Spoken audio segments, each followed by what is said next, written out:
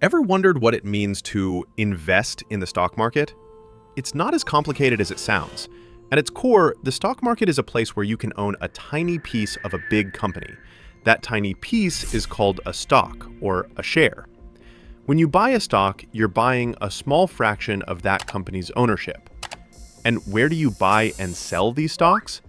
In a stock market, which acts like a huge organized marketplace. This marketplace connects buyers and sellers.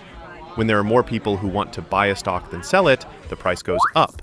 Conversely, if more people want to sell than buy, the price goes down.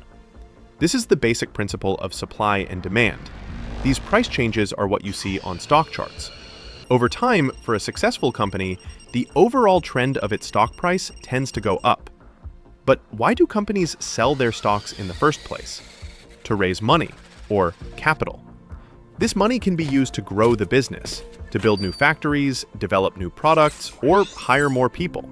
As the company grows and becomes more profitable, your small piece of ownership, your stock, can become more valuable. This is how investors can grow their wealth over time. But how do you actually buy stocks? You do it through a broker, which is a company that has the license to buy and sell stocks on your behalf. When you place an order, your broker sends it to the stock exchange, a vast network that matches buyers and sellers.